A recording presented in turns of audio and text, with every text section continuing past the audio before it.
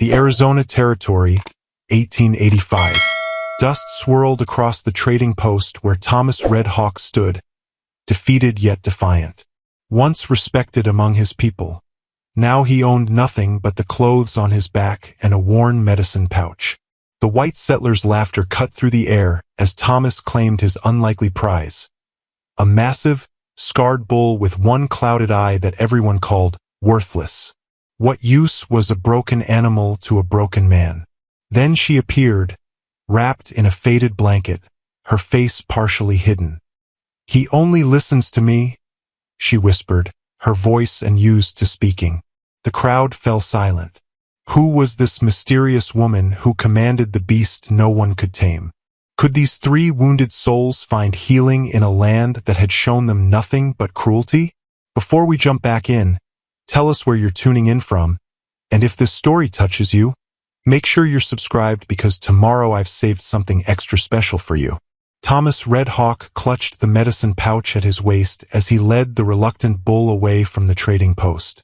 The weight of the carved wooden flute hidden inside his shirt pressed against his chest, a reminder of better days when music filled his evenings. He hadn't played a note in 3 winters. The bull snorted, digging its hooves into the dirt. Thomas tugged the rope again, feeling the familiar sting of frustration. Behind him, the woman followed silently, her presence like a shadow. "He won't follow you," she said softly. "Not until he trusts you." Thomas wanted to snap back, but the words died in his throat. Once, he had been a man others listened to, a respected healer among the Chiricahua Apache. Now, he couldn't even command a half-blind bull. "What's your name?" he asked instead. "Nara," she answered, keeping her distance. The faded blanket concealed most of her face, showing only her eyes, dark and wary, like those of a hunted deer. Thomas released the rope. "Then you lead him." The animal immediately responded to Nara's gentle touch on his flank. Thomas watched, remembering when his own touch had healed the sick and wounded. Before the soldiers came, before the smoke of burning wickiups filled the canyon, before he buried his wife and son with trembling hands, the memories washed over him like bitter medicine. 5 years ago, the reservation at San Carlos had become a prison of disease and hunger. When the government cut rations again, Thomas had led his family and a small band of others away in the night, seeking the old hunting grounds. For 3 moons they had lived as their ancestors did, until the cavalry found them. Only Thomas survived the massacre. The soldiers had left him alive, perhaps thinking the sight of his slaughtered family was punishment enough. They were right. Afterward came the whiskey, the gambling, the slow surrender of dignity for survival. He drifted between mining camps and frontier towns, treated as either a curiosity or a threat. The carved flute, a gift from his father, remained silent against his skin, a mute witness to his decline. "Where will you go?" Nara asked, breaking into his thoughts. Thomas surveyed the dusty landscape. "North, to sell this bull." "Thunder," she corrected. "His name is Thunder." Thomas nearly laughed. "Thunder? This broken animal?" "He is not broken," she said with unexpected firmness. "His sight is different, not gone. He sees things others miss." From the trading post behind them, Thomas noticed Marshal Clark watching their departure, his pale eyes calculating beneath the brim of his hat. The white man ran the trading post like a spider in its web, trapping natives in debt and desperation. It was Clark who had goaded Thomas into the bet, surprising everyone by actually honoring it when Thomas won. "That man," Thomas nodded toward Clark. "Why did he let me win the bull?" Nara's eyes narrowed. "Because he thinks you won nothing of value." As they walked away from the trading post, Thomas felt Clark's gaze boring into his back. Something wasn't right about the situation, but survival demanded movement, not answers. The bull Thunder followed Nara obediently while Thomas walked ahead, scouting the path into the scrubland. The sun beat down mercilessly. Thomas removed the flute from inside his shirt and studied its polished surface, the finger holes worn smooth from generations of use. His father had taught him to play when he was just a boy, explaining how music connected their people to both earth and sky. "You play?" Nara asked, noticing the instrument. "Not anymore," Thomas replied, tucking it away. As they made camp that first night, Thomas realized he had gained not just a bull but an unexpected companion in Nara. Her movements were efficient and practiced as she gathered firewood and prepared a small meal from supplies in her own bundle. Thunder rested nearby, his massive form silhouetted against the darkening sky. Thomas watched them both, these strange additions to his solitary existence. He had planned to win something of value at the trading post, supplies, a weapon, anything to trade further north. Instead, he had acquired complications. Yet something about the woman's quiet dignity stirred memories of who he had once been. Perhaps, like the silent flute against his chest, some things remained unbroken beneath the surface. Nara had watched the Apache for 3 days before he made the bet. From her hiding place behind the trading post storage shed, she observed his proud stance that contradicted his ragged appearance. Even in defeat, he carried himself like a man who once commanded respect. Now, as they made camp for the second night, she kept the blanket wrapped around her face, secured with leather ties. Beneath her layers, a single beaded hair tie remained hidden, the last beautiful thing she owned, a reminder of who she had been before the fire. "You haven't told me which tribe you're from," Thomas said as he built the small fire. Nara hesitated. "Mescalero, from the eastern mountains." "You're far from home." "Home rejected me," she said simply, reaching out to stroke Thunder's massive flank. The bull lowered himself to the ground beside her with a contented snort. Thomas studied them. "How did you come to know this animal?" Nara's fingers traced patterns in Thunder's coarse hair. "We recognize each other's pain. When Clark's men brought him to the trading post, they beat him for sport, called him worthless because of his eye." Her voice hardened. "People fear what they don't understand, what looks different." In the firelight, Thomas noticed how she always turned the same side of her face away from him. He didn't press. "They planned to slaughter him," she continued, "but he broke free and injured 2 men. Instead of killing him, Clark kept him as a curiosity, something to taunt and bet upon." Her voice softened. "I brought him water at night, spoke to him, listened. And he listened back," Thomas said, not mockingly. Nara nodded. "Animals see truth more clearly than people. They don't judge by appearance." The words hung between them. Thomas poked at the fire, sending sparks dancing upward. "Why did you approach me at the trading post?"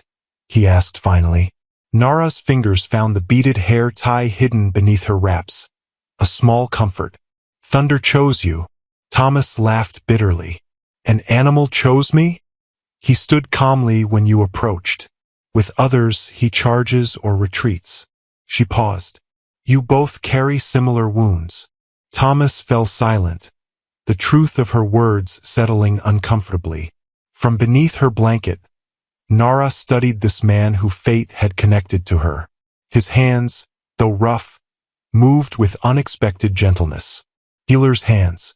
She had heard whispers about Thomas Red Hawk at the trading post, how he had once been a medicine man before falling into disgrace. Her own disgrace had come differently. The fire that scarred her face had spared her life but marked her as cursed among her people. The burns covered the left side of her face and neck, pulling her mouth into a permanent half-grimace. Children cried at the sight. Adults averted their eyes or made signs against evil. Only her grandmother had shown kindness, crafting the beaded hair tie as a reminder that beauty remained within her. "Our scars tell our stories," she had said before death took her. "Find someone who listens to your story." After her grandmother's passing, the tribe's rejection became complete. Nara wandered west, taking odd jobs at ranches and settlements where she could work with animals while keeping her face covered. At the trading post, she had found reluctant acceptance as long as she remained useful and unseen. Then came Thunder and now Thomas. We should reach the foothills by tomorrow evening, Thomas said, breaking the silence. There's a stream there. Good grazing for the bull. Thunder, Nara corrected gently. Thomas's mouth twitched. Thunder, he conceded. As night deepened around them, Nara felt a curious lightness. For years, she had spoken only to animals or to herself. Words felt strange in her mouth, like tools long disused.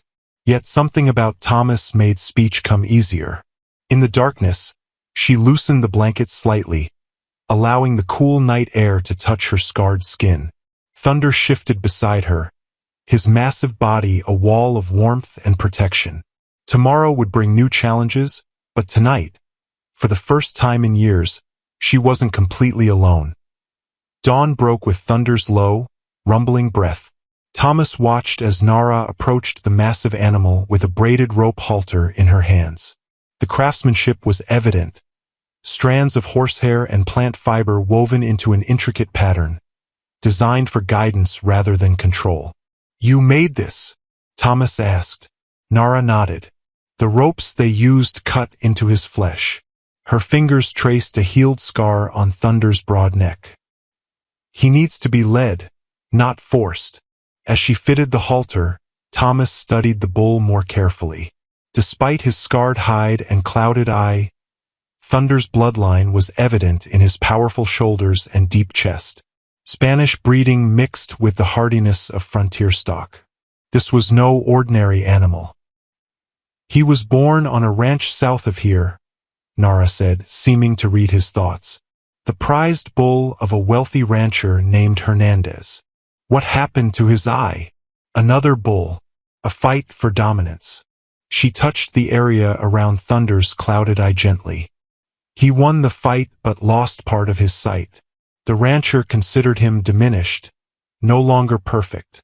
Thomas understood too well how quickly value could be lost in the eyes of others. Hernandez sold him to traders who brought him north, Nara continued. They discovered he wouldn't respond to their commands. Called him stubborn, broken. And you? Thomas asked. How did you come to be his keeper? Nara's hands stilled on the halter. I wasn't his keeper. I was invisible at the trading post, the veiled woman who did laundry and tended gardens. When they brought Thunder in, they kept him penned behind the stables. Her voice softened. At night, I would sit near his pen and speak to him, not with words at first, but with presence. Thomas nodded. He remembered similar techniques from his healing days, how sometimes silence communicated more than speech. One night, he was thrashing against the pen, bleeding from their whips, Nara said. I opened the gate, thinking he might run, find freedom. Instead, he calmed when I approached. A rare smile touched her eyes above the blanket. We recognized something in each other. And Clark allowed this arrangement? Clark saw an opportunity, a spectacle, the veiled woman who tamed the killer bull. Her voice hardened. He made wagers on whether Thunder would turn on me. Thomas felt a flash of disgust. He had seen similar entertainments in frontier towns, the exploitation of both animals and people for others' amusement. Yesterday wasn't the first time he's been bet, Nara added. Just the first time anyone won him. Thunder lowered his massive head, nudging Nara's shoulder with surprising gentleness. The contrast between his power and his tenderness struck Thomas. This animal could easily kill a man, yet he followed Nara with the devotion of a lamb. He needs water, Thomas said, gathering his few possessions. There's a creek about 2 miles ahead. As they walked, Thomas noticed how Thunder positioned himself between Nara and the open desert, his good eye scanning the horizon. Not just tame but protective. The bull moved with purpose, occasionally stopping to test the air with flared nostrils. At the creek, Thunder drank deeply while Thomas refilled his water skin. Nara adjusted the braided halter, her movements practiced and efficient. Why did you agree to come with me? Thomas asked suddenly. You could have refused. And what would have happened to Thunder? She looked directly at him. You would have sold him, or abandoned him when he proved difficult. Thomas couldn't deny it. And now we travel together until paths diverge. Her tone suggested she expected that divergence sooner rather than later. Thomas studied the braided halter, the care evident in each woven strand. You believe damaged things can be repaired. It wasn't a question, but Nara answered anyway. Not repaired, transformed. She touched Thunder's scarred flank. His blindness taught him to sense what others miss. Wounds can become strengths, Thomas Redhawk. Even yours. Thomas turned away, uncomfortable with her insight. Ahead lay the foothills and beyond them, mountains where he might lose himself or perhaps find himself again. By midday, the sun beat down mercilessly as they approached the foothills. Thomas reached inside his worn leather pouch and pulled out a folded piece of parchment. A torn map of Apache territories, yellowed with age and missing its eastern portion. The remaining fragment showed mountain ranges, water sources, and symbols marking sacred places known only to his people. We'll follow this creek north, Thomas said, tracing a faint blue line with his finger. There's a trading settlement 2 days' journey where I can sell the bull. Thunder, Nara corrected quietly. Thomas sighed. Where I can sell Thunder, he amended, though his plan remained unchanged. The animal would bring good money, enough perhaps to buy supplies and continue northward to find distant relatives who had escaped the reservation years ago. Nara said nothing, but her silence carried weight. She walked alongside Thunder, occasionally murmuring words too soft for Thomas to hear. The terrain grew more challenging as they left the flatlands. Rocky outcroppings provided welcome shade, and the vegetation thickened near the creek. By late afternoon, dark clouds gathered over the distant mountains. We should make camp, Thomas advised, eyeing the sky. Rain's coming. They found shelter beneath an overhang of rock. Thomas gathered wood for a small fire while Nara tended to Thunder, removing his halter and checking his hooves for stones. The bull settled nearby, his massive form blocking part of the wind that had begun to pick up. As Thomas struck flint to steel, he noticed Nara watching his hands. You were a healer, she said, not a question. Thomas stiffened. Once. Your hands remember, even if you wish to forget. The fire caught, sending up a small flame that Thomas carefully fed with twigs. Some things are better forgotten, he replied. Thunder snorted as if in disagreement, causing Nara to smile beneath her covering. He says you're wrong. Despite himself, Thomas almost smiled. The bull speaks to you now? Not in words, she answered seriously, but in truths. Rain began to fall, a gentle patter that quickly intensified. The overhang kept them mostly dry as they sat in uncomfortable silence. Thomas studied the torn map, tracing the route ahead with his finger. The settlement he sought lay just beyond the map's edge, a place where a half Apache might pass for Mexican if he kept his head down. What will you do? He asked suddenly. When I sell the bull? Nara pulled her blanket tighter. I haven't thought that far ahead. Lightning flashed, illuminating her eyes above the covering, dark, intelligent eyes that had seen too much sorrow. Thunder shifted closer to her, protective. The settlement has a mission, Thomas offered awkwardly. They sometimes take in women who need shelter. Women without faces? Nara's voice was sharp. No, I've seen how missions treat those they deem broken. Thomas looked away. He hadn't meant to offend, yet everything he said seemed to strike a nerve. You could come north, he suggested, surprising himself. Before Nara could respond, Thunder rose suddenly, his good eye fixed on the darkness beyond their shelter. A low rumble built in his chest. Thomas tensed, reaching for his knife. What is it? Someone follows, Nara whispered. They remained frozen, listening to the rain. Minutes passed before Thunder relaxed, though he remained watchful. Probably an animal, Thomas said, but he didn't believe it. The prickle between his shoulder blades, A warrior's instinct told him otherwise. That night, they took turns keeping watch. During his shift, Thomas studied the torn map by firelight, tracing the symbols of his ancestors with a calloused finger. The portion showing the sacred gathering place of his people had been deliberately torn away when soldiers captured him years ago. He had memorized it, but the physical absence felt symbolic of all he had lost. When dawn broke, the rain had stopped, leaving the world washed clean. As Thomas rolled the map carefully and returned it to his pouch, he noticed fresh tracks in the mud some distance from their camp. Boot prints. White man's boots. "We need to move," he told Nara, who was already fitting Thunder's halter, "and not toward the settlement." Their eyes met in wordless understanding. Whatever freedom Thomas had thought they possessed was an illusion. They were being hunted. They traveled through the day, avoiding open ground, following game trails that wound through increasingly dense juniper and pine. Thomas set a punishing pace, stopping only when the terrain demanded it. By late afternoon, Thunder's breathing had grown labored, and Thomas himself felt a strange lightheadedness. "We need to rest," Nara insisted as Thomas stumbled slightly.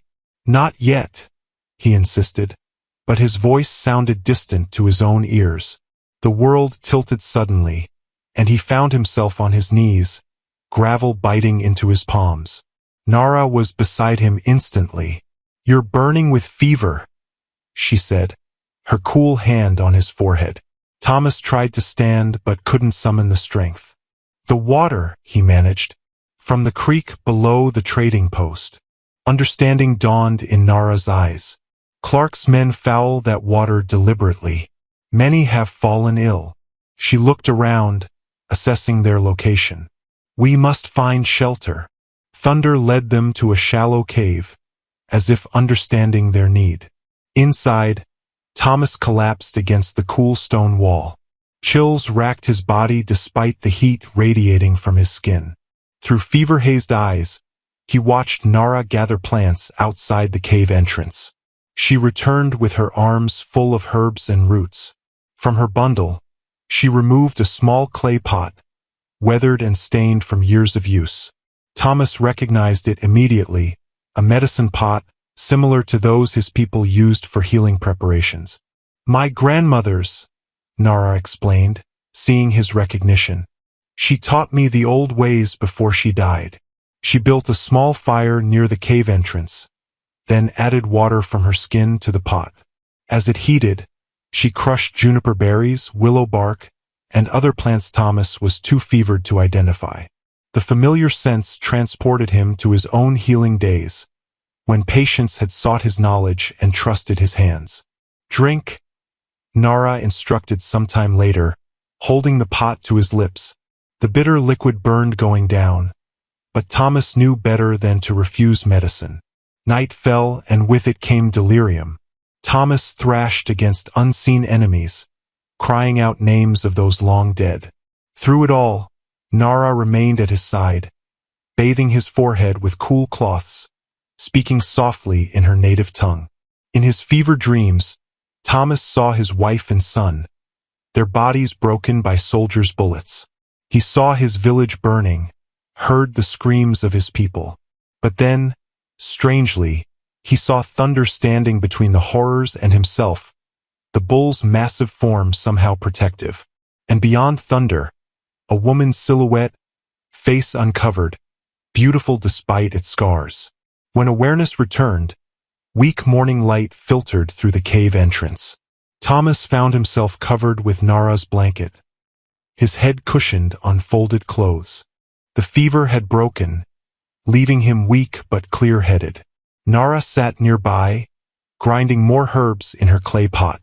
Without her blanket wrapped around her face, Thomas could see her fully for the first time. The left side of her face bore the rippled scars of severe burns, pulling her mouth slightly askew. But her features were strong and dignified, her eyes intelligent. She looked up, caught him watching, and quickly reached for her covering. "Don't," Thomas said, his voice raspy. "Please." Her hands hesitated, then lowered to her lap. Vulnerability and defiance mingled in her expression. "Thank you," Thomas said simply. "For my life." Nara nodded, returning to her work with the clay pot. "The fever has broken, but you need another day of rest. The medicine needs to finish its work." Outside, Thunder's massive form blocked part of the cave entrance as he kept watch. The bull had positioned himself as a sentinel, protecting them both. "He hasn't left that spot since you fell ill," Nara said, following Thomas's gaze. "Even to graze." Thomas studied the animal with new appreciation. "He protects you." "Us," Nara corrected softly. "He protects us." The significance of this wasn't lost on Thomas. For years, he had stood alone against a hostile world. The idea of another being, especially one he had initially dismissed, standing guard over him stirred something long dormant. "When I was delirious," Thomas said hesitantly, "I saw things. Thunder was there, standing between me and darkness." Nara smiled slightly. "The old ones say animals can walk between worlds. Perhaps he did guard your spirit." She offered him more medicine from the clay pot, their fingers brushing during the exchange. For the first time in years, Thomas didn't pull away from human contact. Marshal Clark slammed his fist on the trading post counter, causing dust to rise from the wooden surface. "What do you mean you lost their trail?" The tracker, a weather-beaten man named Hobbs, stood his ground. "Rain washed it clean, sir. They could have gone 3 different directions from that creek." Clark pulled a silver badge from his vest pocket, turning it in the lamplight. Not an official lawman star, but close enough to fool most. A badge he'd commissioned from a silversmith in Tucson to add authority to his position at the trading post. "That bull is worth more than this whole damn outpost," Clark said, his voice lowering to a dangerous pitch. "The Apache doesn't know what he's got. Just a half-blind bull," one of the other men muttered. Clark's laugh held no humor. "That half-blind bull carries the bloodline of the Hernandez fighting stock. Pure Spanish breeding. The ranchers in California would pay a fortune for him." He pinned the silver badge to his vest. "And I'm not losing that fortune to a drunken Apache and a scarred squaw." 3 days later and 50 miles northwest, Thomas stood atop a rocky outcropping, surveying the valley below. His strength had returned quickly after the fever broke, thanks to Nara's medicine and another day of rest. Now they faced a decision. "2 paths," he said as Nara joined him. "The valley leads to the settlement faster, but we'd be exposed. And the other way?" Thomas pointed to a narrow pass between 2 ridges. "Slower but more cover. Game trails most of the way." Thunder snorted below them, pulling at sparse mountain grass. The bull had grown more accepting of Thomas, occasionally allowing him to adjust the braided halter or check his hooves. "The settlement," Nara said hesitantly. "You still plan to sell him there?" Thomas didn't answer immediately. The days of illness and recovery had shifted something between them. He had watched Nara's careful attention, not just to Thunder but to himself. Her knowledge of medicine nearly matched his own, though focused more on plants where his training had included spiritual elements. "We need supplies," he said finally. "And money. There are other ways to get those things." Before Thomas could respond, Thunder's head shot up, nostrils flaring. The bull pawed the ground nervously. Thomas drew Nara down behind a boulder. "Someone's coming." They waited in silence as the sound of horses grew louder. 5 riders appeared in the valley below, moving slowly, clearly searching. At their head rode a man whose pale duster stood out against the landscape. "Clark," Nara whispered. Thomas nodded, noting the silver badge glinting on the man's chest. "Playing lawman now."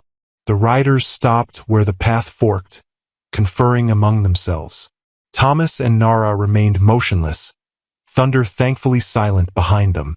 Finally, the group split, 3 riders taking the valley route toward the settlement, Clark and another man turning toward the mountain pass.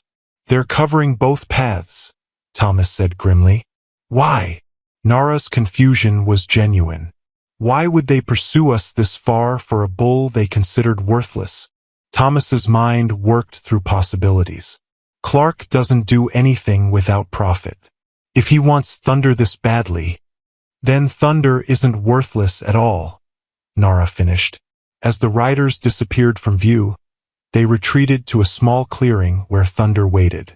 The bull sensed their tension, staying unusually still as they gathered their few possessions. We can't take either path now, Thomas said. We need to go where horses can't follow easily. Nara looked to the rugged mountains rising to the north. Up there, with Thunder, bulls are surprisingly good climbers when they need to be. Thomas adjusted his medicine pouch. And we need to be. As they prepared to move, Thomas noticed a small object glinting in the grass. He picked it up, a deputy's star, silver-plated but cheaply made, likely fallen from one of Clark's men. Not even a real lawman, Thomas said, showing Nara the badge. Just a man hiding behind false authority. Nara took the badge, studying it. Men like Clark don't need real authority to cause harm. Thomas nodded grimly. He had seen too many white men claiming power they hadn't earned, using it against his people. We'll head northeast, he decided. There's an old Apache hunting path, too narrow for horses in most places. And Thunder, if he truly sees what others miss, Thomas said with the ghost of a smile. Then he'll find his footing. Nara recognized the acceptance in Thomas's voice, not just of their situation but of Thunder as more than a commodity to be sold. She carefully pocketed the silver badge as they began their ascent, a reminder of the false power pursuing them and the real strength they would need to survive. The ancient hunting path proved even more treacherous than Thomas remembered. Years of disuse had allowed rockslides to obscure sections, while spring rains had washed away others entirely. They climbed steadily through the day, Thomas leading, Nara following with Thunder, who navigated the difficult terrain with surprising agility. By late afternoon, dark clouds gathered above the peaks. The temperature dropped sharply as the wind picked up, carrying the scent of approaching snow. Storm coming, Thomas called back. We need shelter before nightfall. They pushed forward, muscles aching, lungs burning in the thin mountain air. Thunder struggled on a particularly steep section, his massive weight working against him. The bull snorted in frustration, pawing at loose rock. He can't make it, Nara said, concern etching her features. Thomas studied the path ahead, then removed his leather belt. We'll make a lead rope, guide him together. Working in tandem, they coaxed Thunder up the difficult passage. The bull's trust had grown enough that he allowed Thomas to touch him, even guide him when the footing grew treacherous. As twilight approached, they reached a small plateau. Thomas recognized the stone circle at its center, an old Apache cooking area. His people had used this spot for generations during seasonal hunts. We'll camp here, he decided, protected from the worst of the wind. While Nara gathered what sparse wood could be found at this elevation, Thomas inspected the ancient fire pit. Brushing away years of accumulated debris, his fingers touched something solid. He carefully unearthed a stone knife, its edge still sharp despite years of burial. Apache make? Nara asked, returning with an armful of twisted juniper branches. Thomas nodded, turning the artifact in his hands. Made from obsidian, sacred stone. This knife would have been used for ceremonial preparations. He ran his thumb along the blade's edge. My father had one similar. The storm arrived as night fell. Not rain but stinging sleet that turned to snow as the temperature plummeted. They huddled near the small fire, Thunder positioned to block the worst of the wind. The bull's massive body radiated welcome heat as the world turned white around them. Will they follow us in this? Nara asked, her voice nearly lost in the wind's howl. Not tonight, Thomas replied. But Clark strikes me as a man who doesn't give up easily. They fell silent, watching the flames dance. Thomas turned the stone knife in his hands, memories washing over him. As a boy, he had watched his father use such a knife during hunting rituals, calling upon ancestral spirits for guidance and success. The familiar weight in his palm connected him to those times in a way he hadn't allowed himself to feel in years.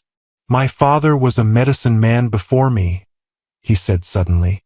"When I was 10 summers old, he took me into these mountains for my vision quest." Thomas gestured to the peaks now hidden by darkness and swirling snow. 3 days alone, fasting, praying for the spirits to show me my path. Nara wrapped her blanket tighter, listening. On the 3rd day, a bull elk appeared to me, not in body but in spirit. It became my guide. Thomas smiled faintly.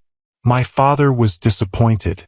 He had hoped for eagle or wolf, powerful spirits for a future medicine man. But elk is a healer's spirit, he said, one who carries the burden of others. The irony wasn't lost on either of them as thunder shifted beside them, his breath forming clouds in the frigid air. "And now another bull guides your path," Nara observed softly. Thomas looked at the stone knife, then at thunder. Perhaps the spirits have a sense of humor. The storm intensified, forcing them closer to the fire. Without discussion, they moved to sit together, sharing warmth. Thomas offered Nara his coat, but she shook her head. "I have lived through worse cold," she said, but her voice held no self-pity. After a moment's hesitation, Thomas reached for his pack and removed the wooden flute. Nara's eyes widened slightly as he brought it to his lips. The first notes were hesitant, rusty from years of silence. But slowly, the ancient melodies returned, songs of his people, of mountains and stars, of hardship and hope. The music seemed to calm the storm itself, creating a pocket of peace in the howling night. Thunder lowered his great head, seemingly entranced by the sounds. Nara closed her eyes, her face, fully visible in the firelight, relaxed for the first time since Thomas had met her. When the song ended, Thomas lowered the flute, feeling something long knotted within him begin to loosen. "Why did you stop playing?" Nara asked, her voice gentle. Thomas stared into the flames. "Music requires hope," he answered simply. Nara's hand found his in the darkness, her scarred fingers closing around the stone knife they both now held. "And now?" Thomas didn't answer, but when he raised the flute again, the notes carried a strength that echoed against the ancient mountains. Morning revealed a transformed world.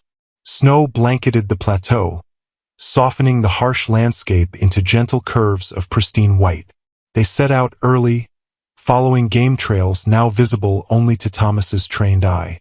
By midday, the path descended into a sheltered valley, hidden between towering cliffs. Pine and juniper grew thick here, protected from the harshest mountain winds.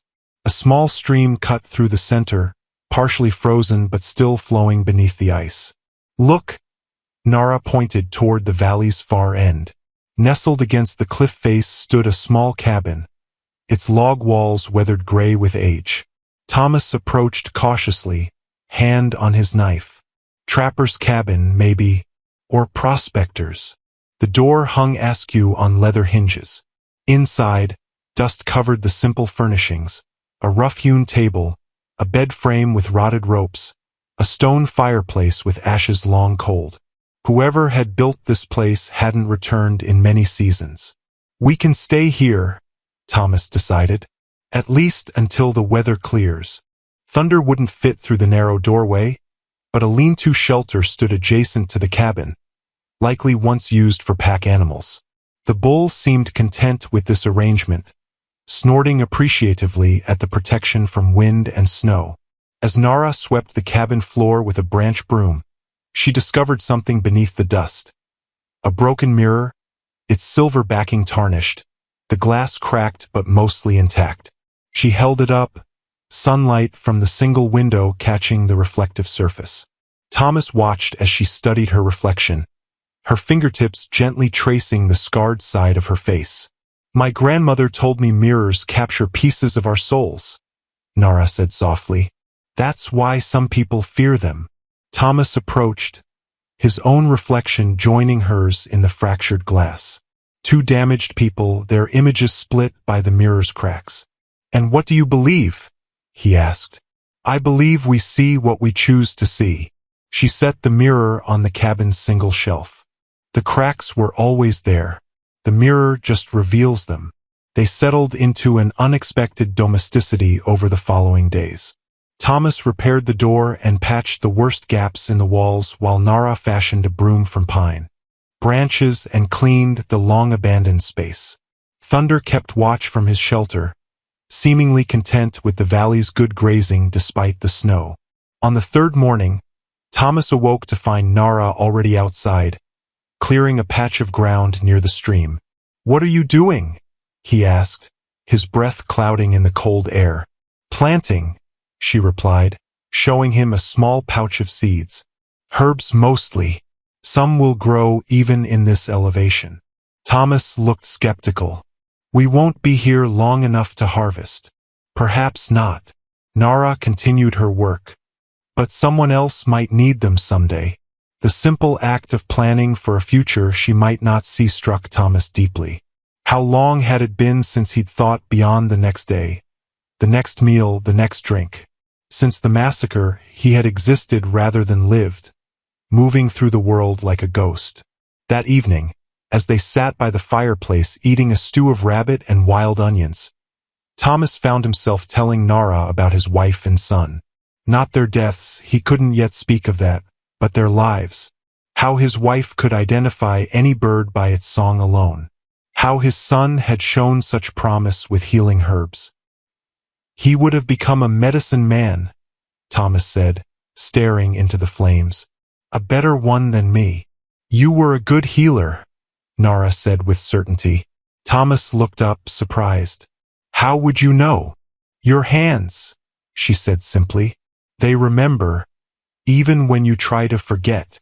Later, as the fire burned low, Thomas caught sight of their reflections in the broken mirror. No longer separate but sitting close, the firelight softening the boundaries between them. For a brief moment, the cracks in the glass seemed to vanish, showing them whole. Outside, Thunder's deep breathing provided a rhythmic counterpoint to the crackling fire. The bull had transformed from burden to guardian, keeping watch over their small sanctuary. Thomas realized with a start that for the first time in years, he felt something like peace. Not happiness, that seemed too distant still, but a quieting of the rage and grief that had driven him for so long. We could stay, he found himself saying. Through winter at least. Nara looked at him, surprised. What about selling Thunder? Finding your people? Thomas glanced toward the lean-to where the bull rested. Some journeys take unexpected paths. In the broken mirror, their reflections sat in companionable silence, fractured but somehow more complete than they had been before. Days melted into weeks as winter tightened its grip on the hidden valley. Thomas and Nara fell into a rhythm of shared tasks. He hunting and maintaining their shelter, she tending to Thunder and preserving food for the coldest days ahead.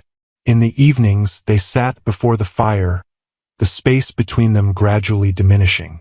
During these quiet hours, Nara worked on a handcrafted blanket, her fingers weaving together strands of wool from Thomas's old coat and plant fibers she had gathered and processed.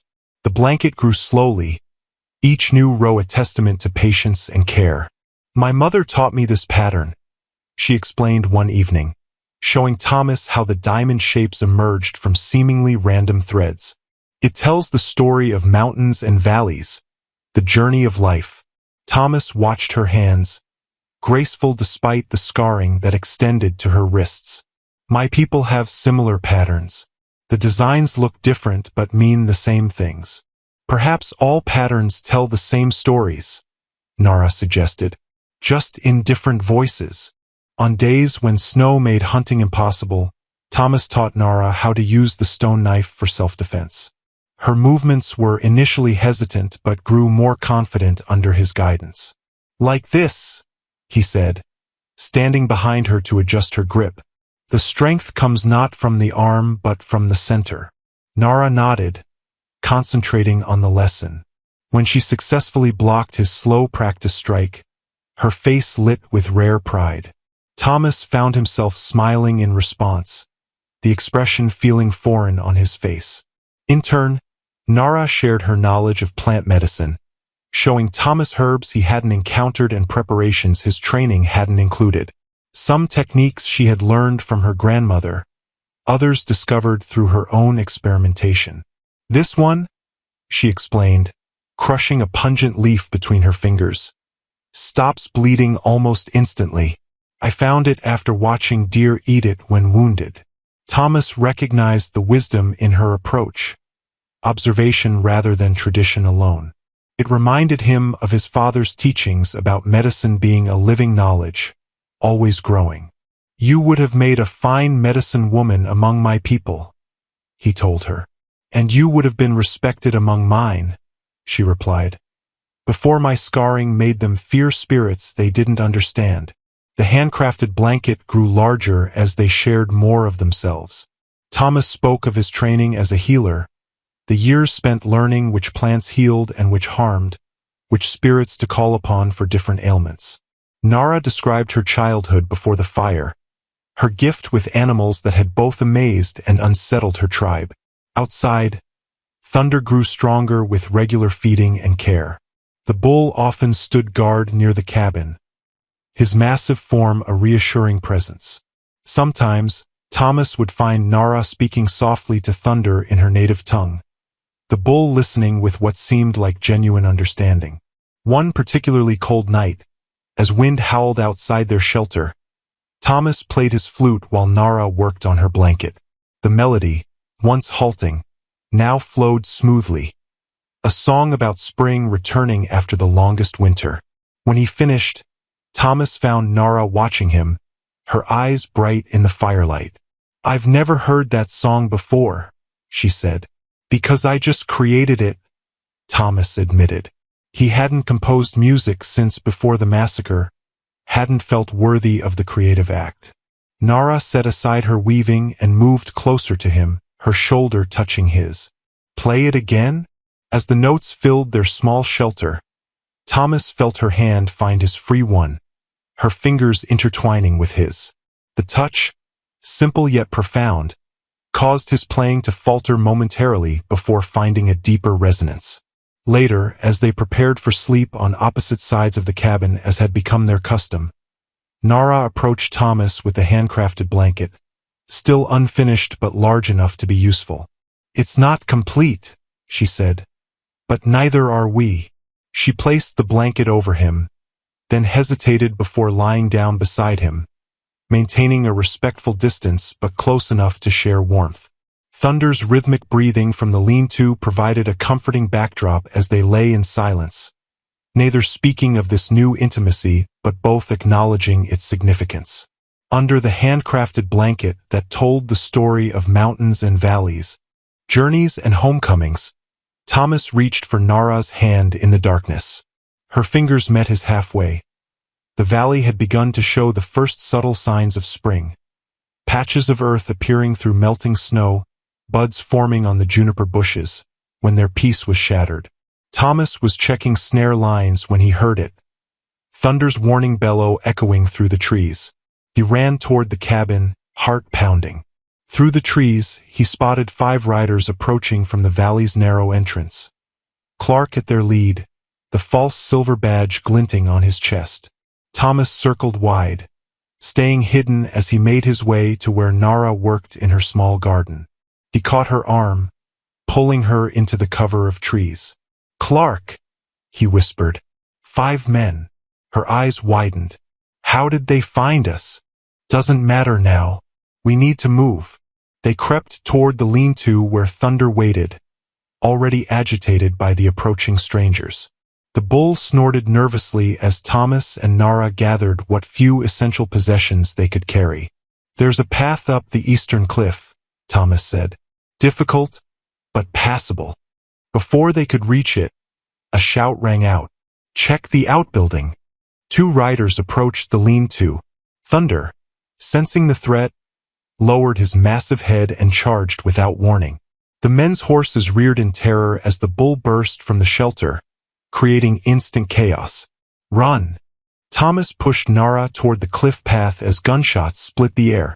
They fled through the trees, the sounds of men shouting and horses neighing behind them. Thunder's bellows echoed through the valley as he continued his attack, buying them precious time. At the base of the cliff, Nara hesitated. "Thunder, he's giving us a chance," Thomas said grimly. "We can't waste it."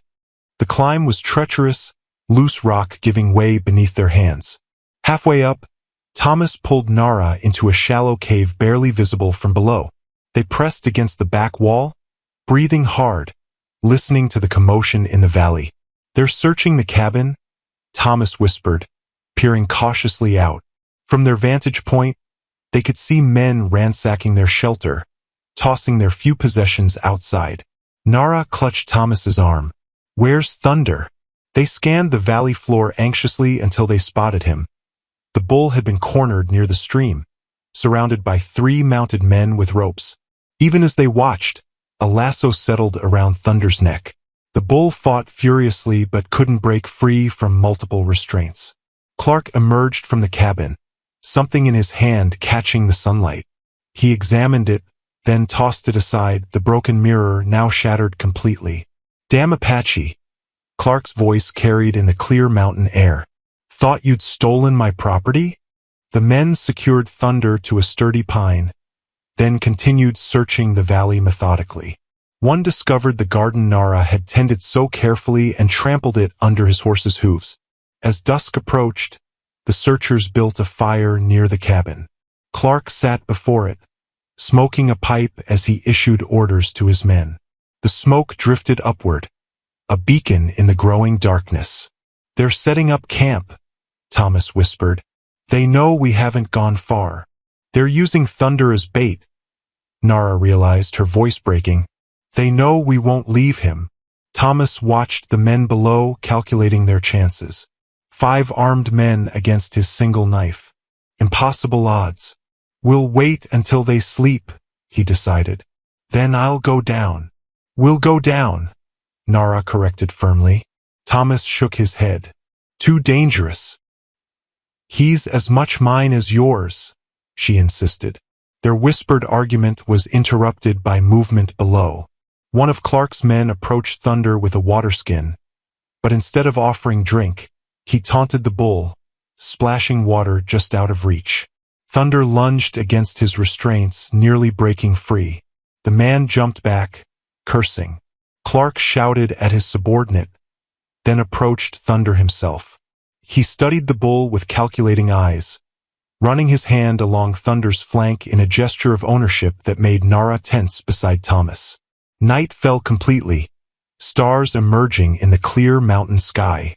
3 men slept while 2 kept watch, occasionally stoking the fire. Clark remained awake longest, smoking his pipe by the flames before finally settling on a bedroll near the cabin door. Hours later, when the camp had fallen silent except for the guards' occasional movements, Thomas and Nara crept from their hiding place. At the cave's entrance, Thomas's foot dislodged something. A pipe, carved from dark wood with a silver band. Clark must have dropped it during the search.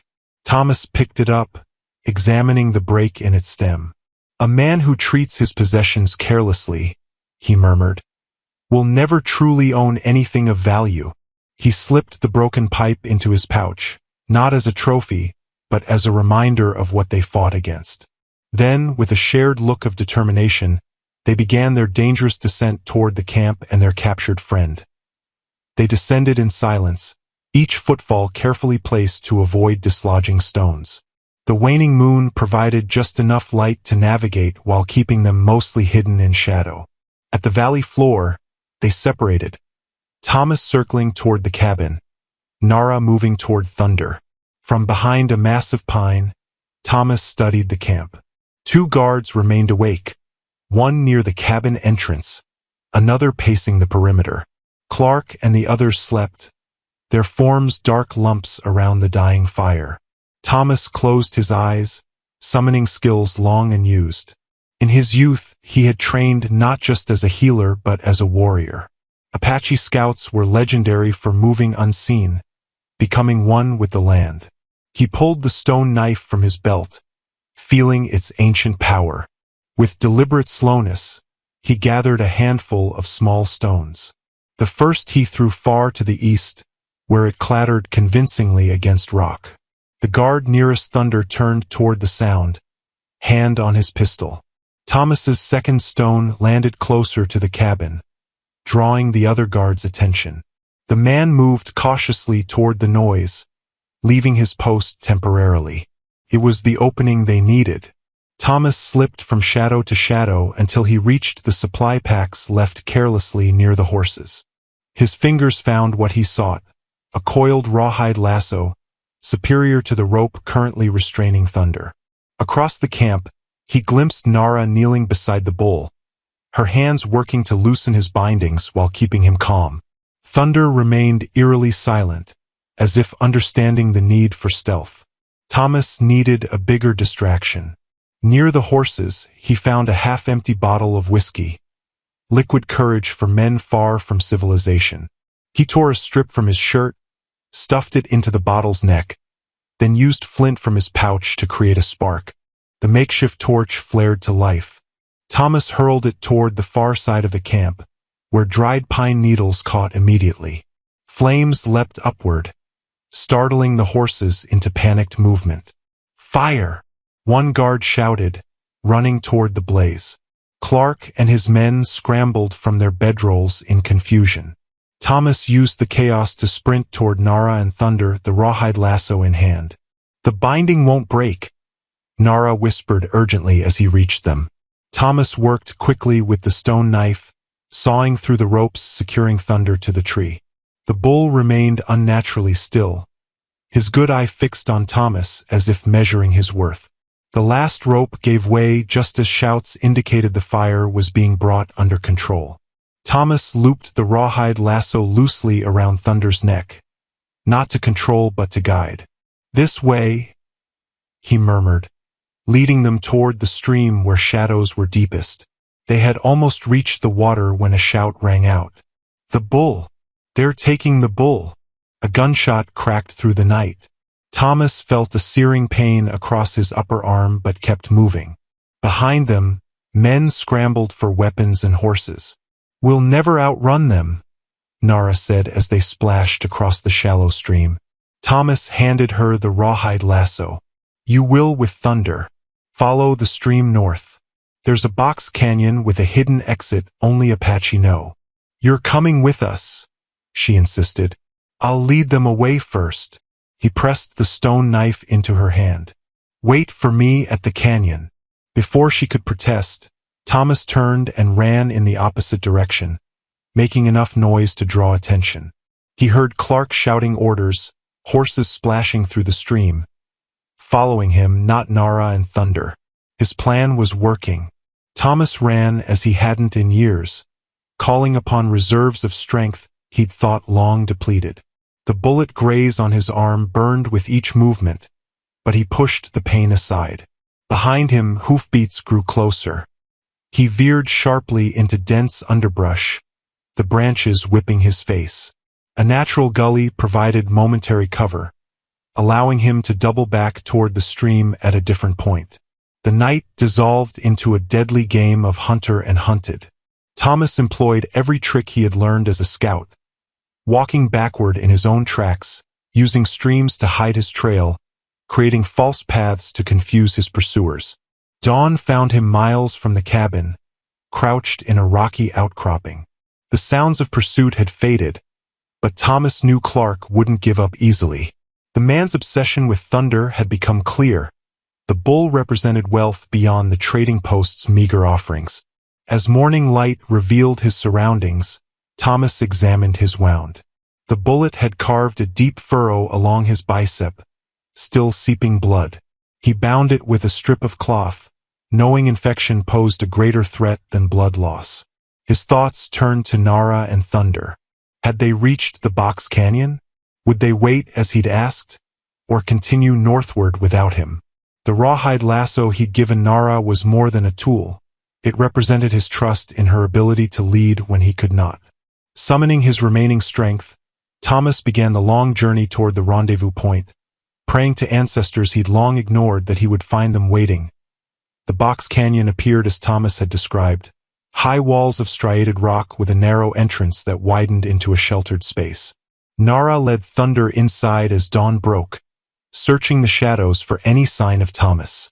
"He'll come," she told Thunder, though uncertainty gnawed at her.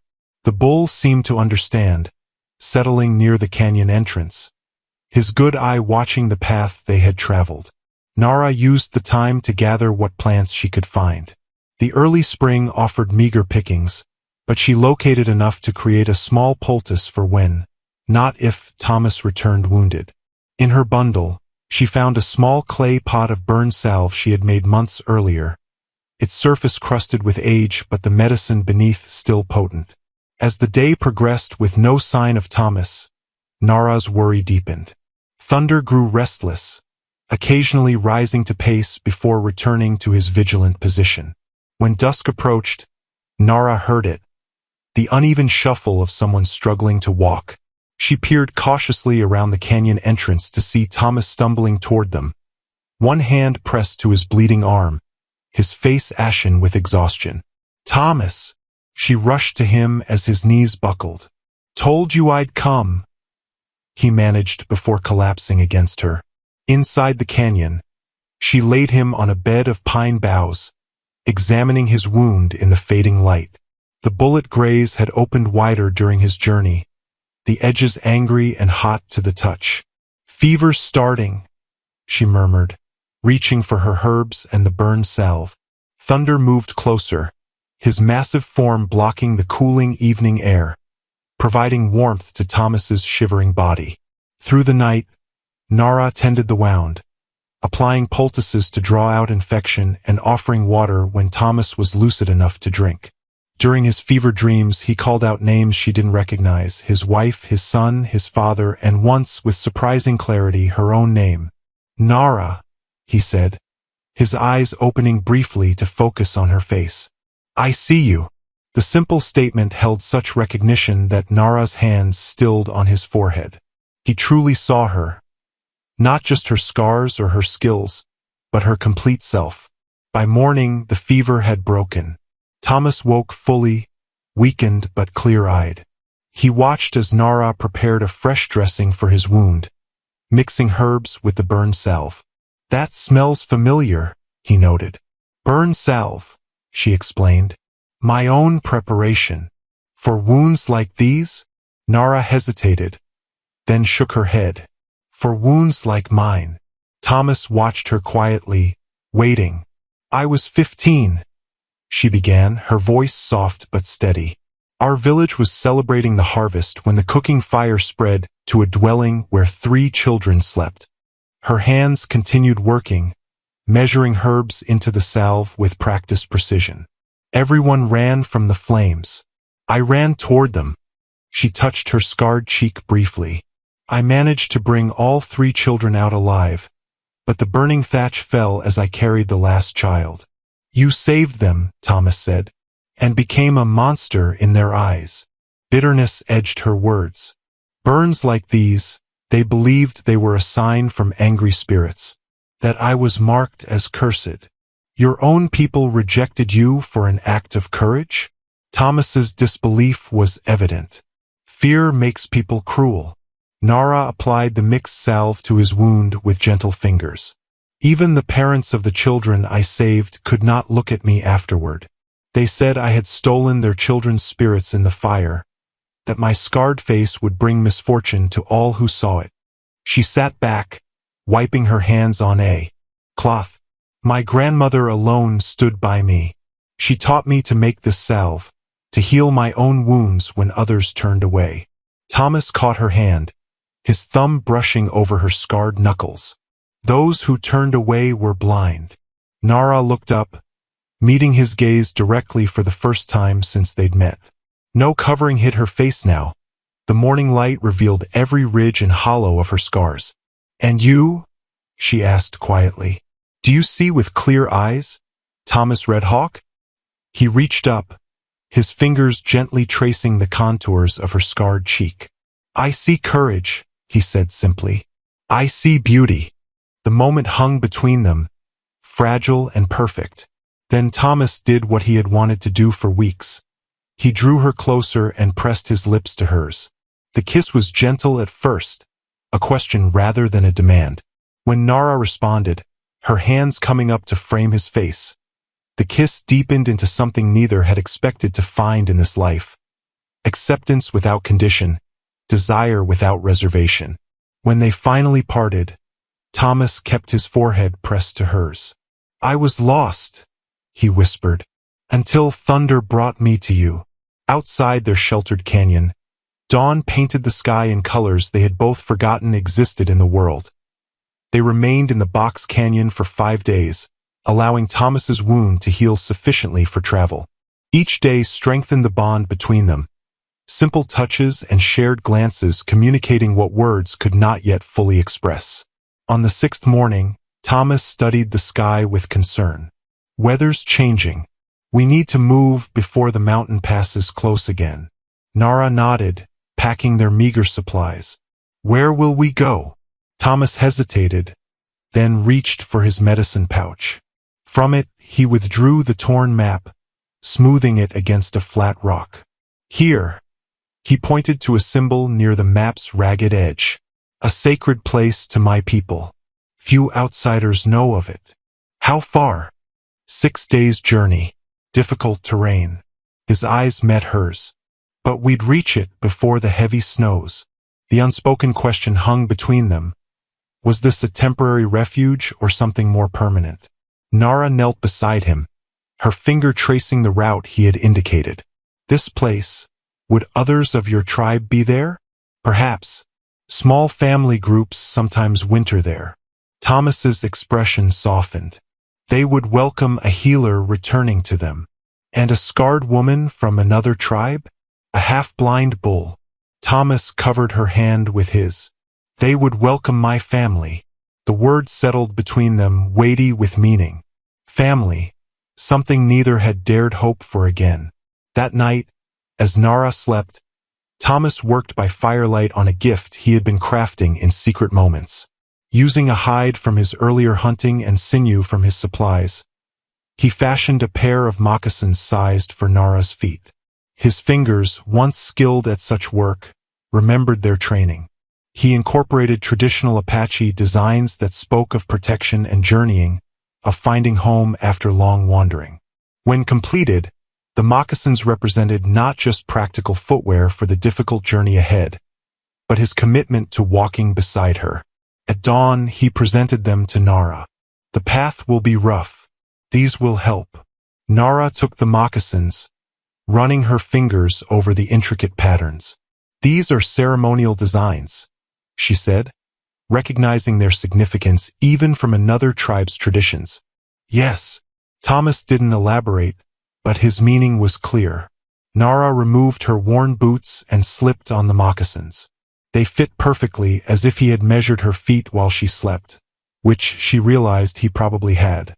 "Thank you," she said simply, standing to feel how they conformed to her feet. Thomas nodded, then turned to prepare Thunder for the journey. The bull had grown even more accepting of his touch, allowing Thomas to check his hooves and adjust his halter without resistance. They departed the canyon as the sun crested the eastern ridges, following game trails that only Thomas's experienced eye could discern. The terrain grew increasingly rugged as they ascended into higher elevations. Thunder navigated the difficult passages with surprising agility, sometimes seeming to find the path before Thomas did. On the 3rd day, they crested a ridge that offered views stretching to the horizon. Thomas paused, gazing northward toward their destination. Nara stood beside him, the new moccasins proving their worth on the rocky ground. "What is this sacred place called?" she asked. "In my language, it means Valley of Ancestors," Thomas replied.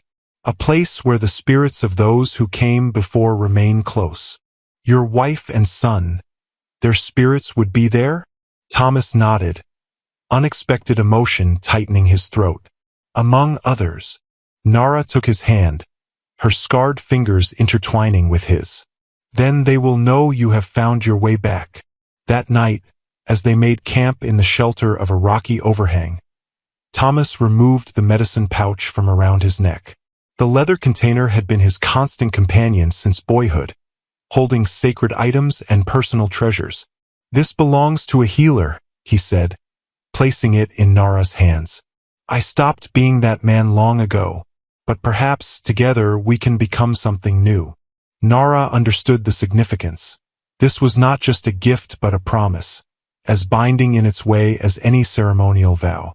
She accepted the pouch with appropriate reverence.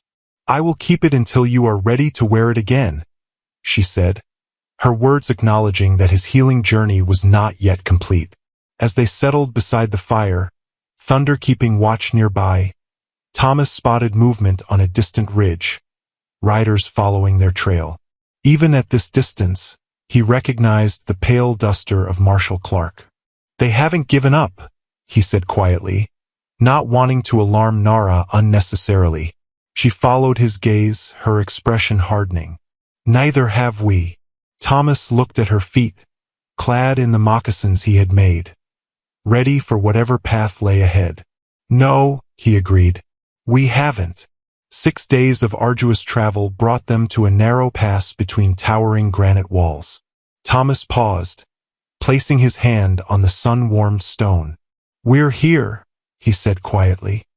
Beyond this passage lies the Valley of Ancestors. Nara sensed his hesitation. Are you ready? Thomas took a deep breath. It's been 7 years since I left this place. I was a different man then. Thunder nudged Thomas's shoulder gently, as if offering encouragement. The bull had become increasingly attuned to their emotions during their journey. The man you were is still within you, Nara said. He just needed to find his way home. Together they walked through the passage, emerging into a vista that took Nara's breath away. The valley spread before them, sheltered on all sides by protective mountains. A clear stream wound through meadows dotted with ancient oaks. At the valley's center stood several traditional Apache wickiups, though no smoke rose from their cooking fires. It's empty, Thomas observed, relief and disappointment mingling in his voice. The families must have moved to lower ground for hunting season. They made their way down the gentle slope. Thunder followed, his good eye taking in the new surroundings with apparent approval.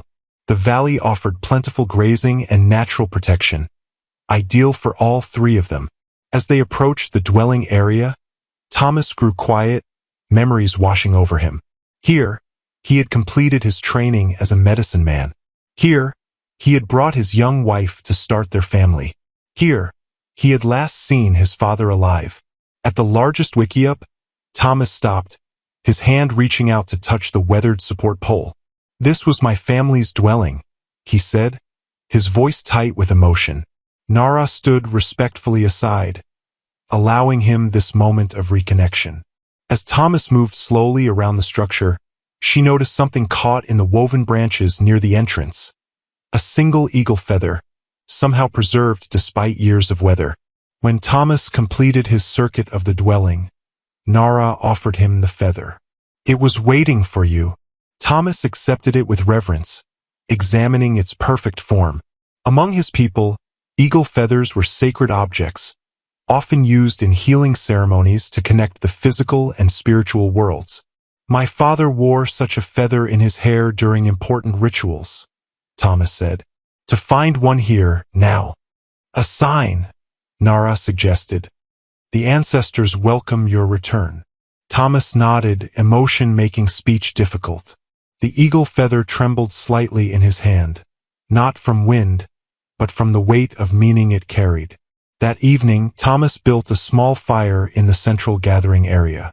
From his pouch, he removed dried herbs and the stone knife, preparations for a ceremony he had not performed since before the massacre.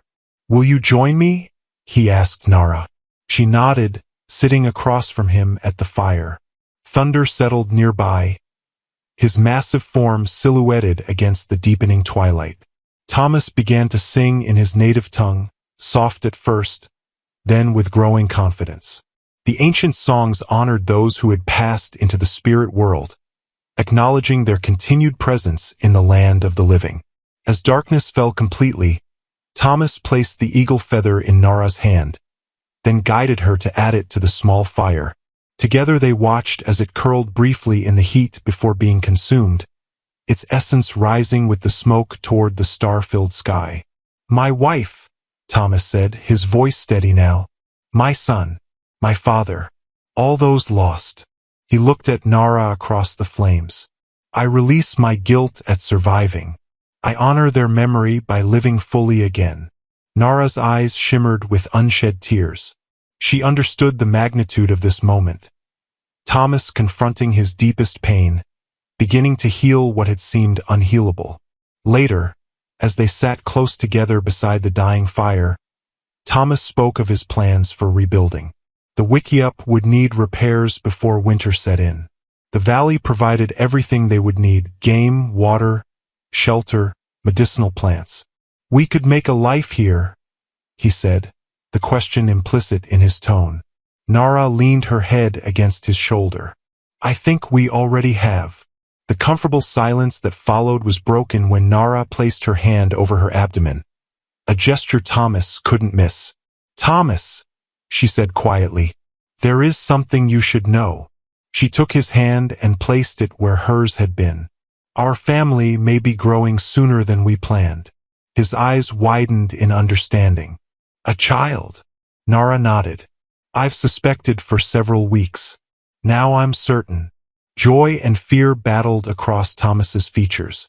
The prospect of fatherhood, something he had thought forever lost to him, now restored in this sacred place.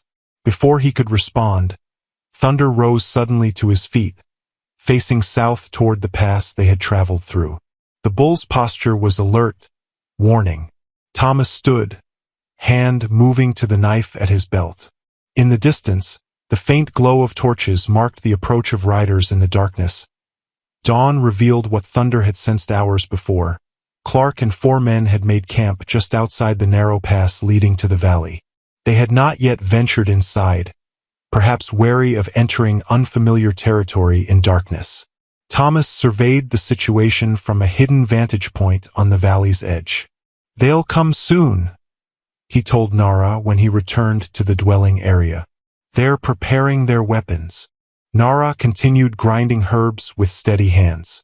"How many?" 5, including Clark. "All armed." Thomas's expression hardened. "They won't take Thunder. Or you." "Nor you," Nara added firmly. She gestured to the small pouches she had prepared, filled with medicinal mixtures. "These may help."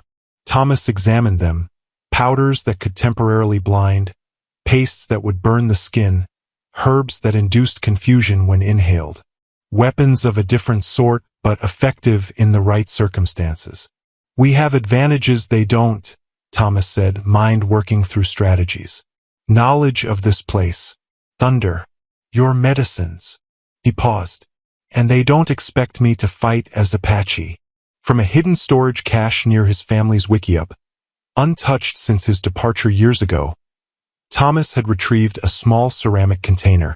Now he opened it, revealing a mixture of red ochre, black charcoal, and white clay, traditional war paint of his people.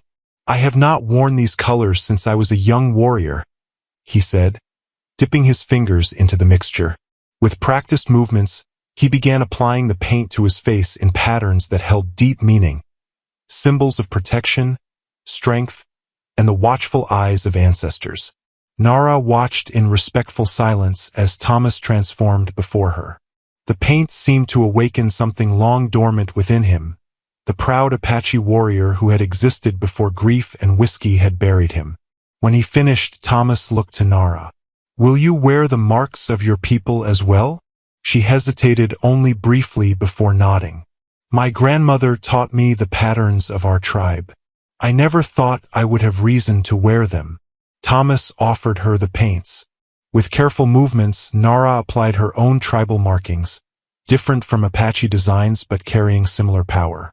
The paint covered her scars, not hiding them but incorporating them into the sacred patterns, making them part of her strength rather than her shame.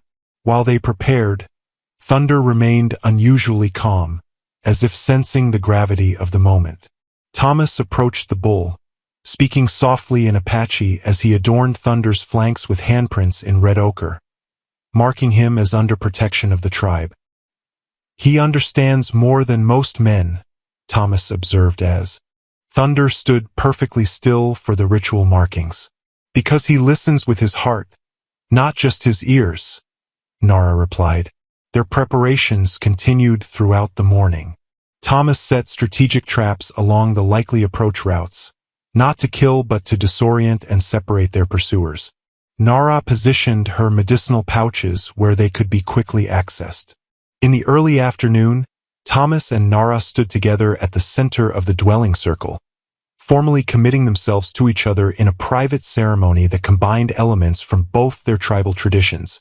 "I take you as my wife," Thomas said, placing the medicine pouch around Nara's neck. "Before the ancestors and spirits of this valley."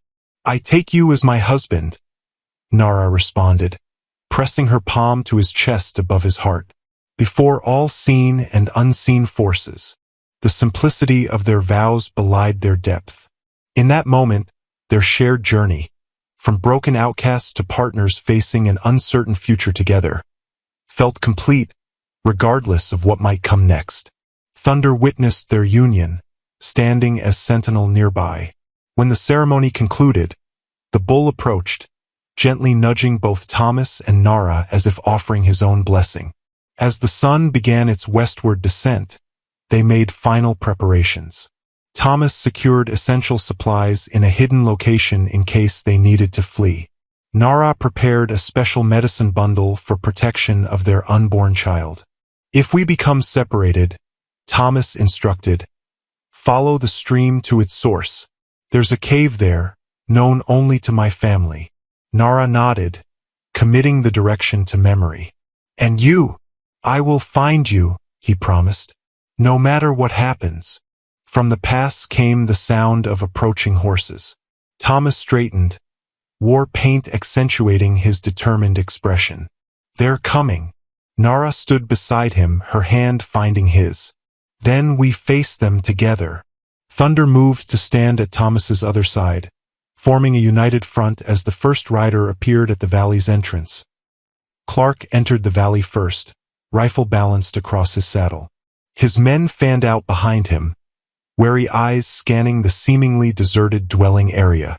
The false silver badge gleamed on his chest, catching the afternoon sun.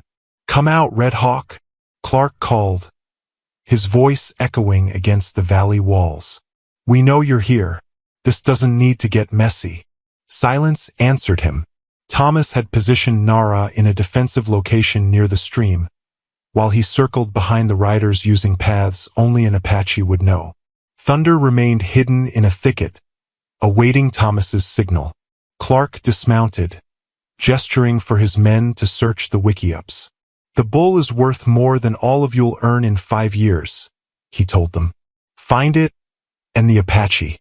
"What about the woman?" one man asked. Clark shrugged. "She's nothing." From her hiding place, Nara watched as the men spread out. One approached her position, unaware of her presence behind a screen of juniper. She readied one of her medicine pouches, a mixture that would temporarily blind without causing permanent damage. Across the valley, Thomas moved like a shadow between rocks and trees. His years as a scout returned to him, muscle memory guiding his silent approach toward the nearest of Clark's men. The man never heard Thomas coming. A quick strike rendered him unconscious, allowing Thomas to drag him into the underbrush and bind him with rawhide strips. One down, 4 to go. Near the dwellings, another man kicked through Thomas's family wickiup, sending sacred items scattering across the ground. "Nothing here but Apache trash," he called to Clark. The desecration ignited Thomas's anger, but he controlled it, channeling the emotion into focused action. He circled toward his next target, a bearded man checking the perimeter of the valley floor. From her position, Nara saw one of the men approaching dangerously close. When he turned his back, she emerged silently, tossing her powder mixture into his face. The man cried out, clawing at his eyes, his shout alerting Clark and the others. There! Clark raised his rifle, aiming at Nara as she darted behind a large oak. Before he could fire, a thunderous bellow shook the valley. Thunder charged from his hiding place, massive head lowered, directly toward Clark. The trading post owner barely had time to swing his rifle toward the bull before Thunder was upon him. At the last moment, the bull swerved, his broken horn catching Clark's rifle and tearing it from his hands. The weapon clattered across stones as Clark scrambled backward, fear replacing his usual arrogance. Thomas used the distraction to overtake the third man, who had drawn his pistol. A swift kick sent the weapon flying, followed by a punishing blow that dropped the man to his knees. "What in God's name?" the last man standing gasped, witnessing his companions fall one by one to enemies he could barely see. Nara emerged from cover, another medicine pouch in hand. The man fired wildly in her direction, missing completely before Thomas tackled him from behind. In moments, the odds had shifted dramatically, for men incapacitated with only Clark remaining. Thunder stood between the trading post owner and his fallen rifle, the bull's broken horn now a symbol of defiance rather than damage. Thomas approached Clark, war paint making him seem like an avenging spirit from the valley itself. "It's over, Clark. It's never over," Clark spat, backing away. "That bull is worth a fortune. Do you even know what you have?" "I know exactly what I have," Thomas replied calmly. "The question is whether you know what you've lost." Clark's eyes darted between Thomas, Nara, and Thunder. "You think this changes anything? I own the trading post. I control who eats and who starves for 100 miles. You control nothing here." Thomas gestured to the sacred valley around them. "And there's something you should know about this place." Clark's back hit a rock wall, leaving him nowhere to retreat. "This valley sits on Apache land," Thomas continued. "Land your government promised would remain ours by treaty. Land that contains something you've been searching for." Understanding dawned in Clark's eyes. "Gold," he whispered. "The stream carries gold." Thomas nodded. "My people have known for generations. We left it in the earth where it belongs." "That's why you came back here," Clark said, his voice hardening. "Not for Apache spirits, for Apache gold." "I came home," Thomas corrected. "To heal my spirit, not to take from the earth." The remaining men had begun to stir, watching the confrontation unfold. Thomas raised his voice to address them all. "You followed this man for promises of wealth. But he lied about his authority." Thomas gestured to the false badge. "Just as he lied about his reasons for pursuing us." One of the men looked to Clark with narrowed eyes. "You said this was about stolen property. Your bull. A bull worth 20 times what I paid you," Clark snapped. "And the gold worth 100 times that," another man accused. Thomas watched as Clark's fragile authority crumbled. The men's loyalty, built on promises of payment rather than respect, dissolved before their eyes. Thunder moved closer to Clark. The broken horn that had once marked him as damaged now pointed at the true broken man among them. The bull's good eye seemed to contain all the judgment Clark deserved. Spring arrived in the Valley of Ancestors, bringing wildflowers that carpeted the meadows in vibrant colors.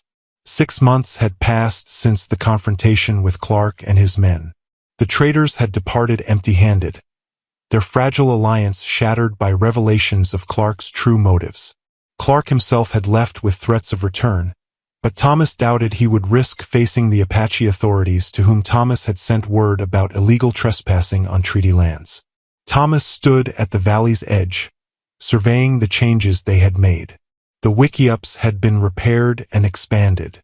A small garden flourished near the stream, tended by Nara's knowledgeable hands. Thunder grazed contentedly nearby, his massive form sleek with health after a winter of proper care. From the largest wickiup came Nara's voice, singing softly in her native tongue.